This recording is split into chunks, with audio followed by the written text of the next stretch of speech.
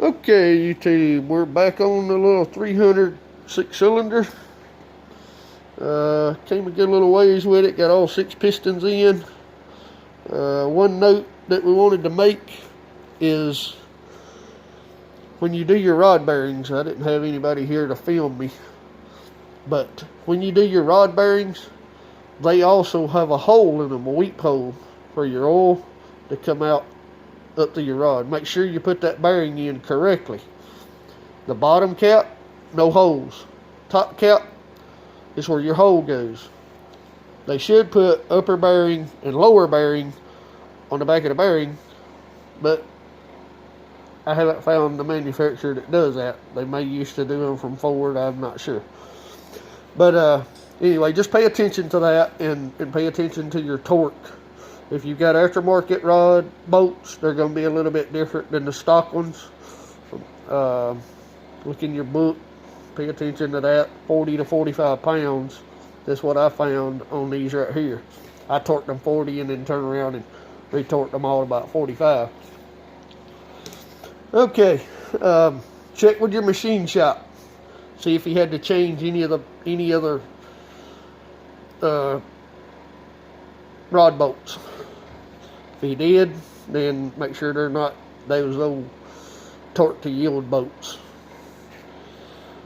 Alright, we went ahead and put the cam in it, lubed everything up, like I said, really good. Like I said, I use a regular assembly lube to do that, engine assembly lube, to put it all over the cam. You can kind of sort of see down in there. I put a good bit of stuff all over the lobes, and make sure you lube it up good. Be very careful when you put the cam in these things. They're so long. It's just like putting a cam in a straight 8. They're so long to where don't scratch your bearings that's in the block when you do that. And then your timing gears on the camshaft, make sure that you put the cam gear on the shaft prior to putting that cam in. Don't put the cam in and then think you're going to get that gear on. It don't work like that. You could, but it's a lot more aggravating. Leave your crank gear loose so they all join up together. You'll be a lot better off. It gives you the directions in the book. But we went ahead and put our timing chain on. One note that I wanted to make on the chains, or the cover here. They make 2 different covers. And what I discovered on this thing is they make 2 different seals for this one. One goes in from the back, and that one there, the seal goes in from the front. I had to get a new one because our old one had a little crack in it, right in there. And I didn't, you can kind of sort of see it, and I didn't want to take a chance. I don't know how it wasn't leaking before, but I didn't want to take a chance on this thing leaking any for this guy. So I just opted to go ahead and go find a good used motor, get the cover off of it. Them things are about 75 bucks or so. They're like 100 and something new. And then make sure you got the right seal. One goes in the back, one comes in from the front. The one that I got here goes in from the front.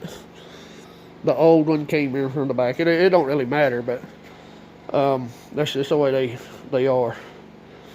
And then we went ahead and got the oil pump on. I like to kind of put a little oil in the pump, turn it a little bit, get it lubed up good. Got our strainer. This is the original strainer. We just cleaned it up.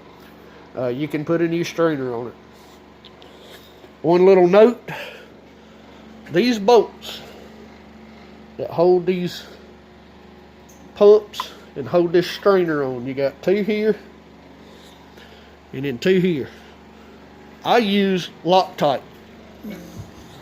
If you put those things in with Loctite, clean all the threads up, clean the bolts up real good, put you just a little bit of a little dab will do you here. Put those put those bolts in and snug them up good, 22 foot-pounds of torque just fine. And then you'll be ready for the oil pan. We've turned the motor, everything's good. Another note is put your gaskets on correctly.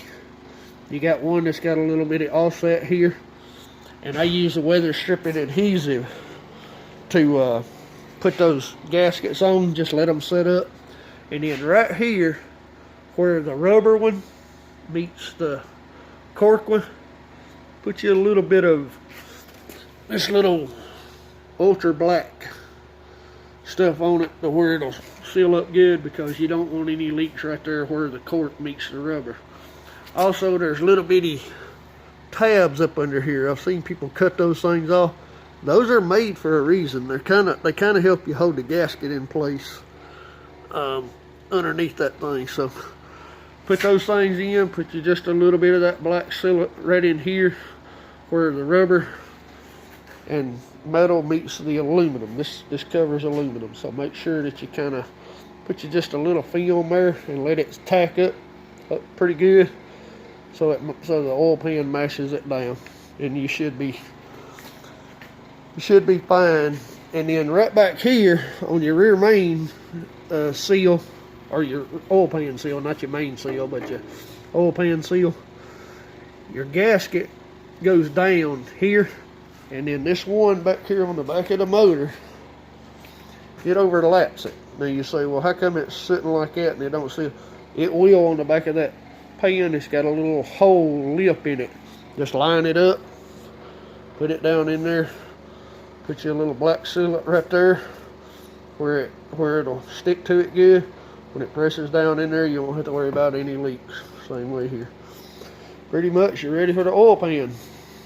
I'll make another video when we get ready to do the lifters and the head and all that good stuff. See you then.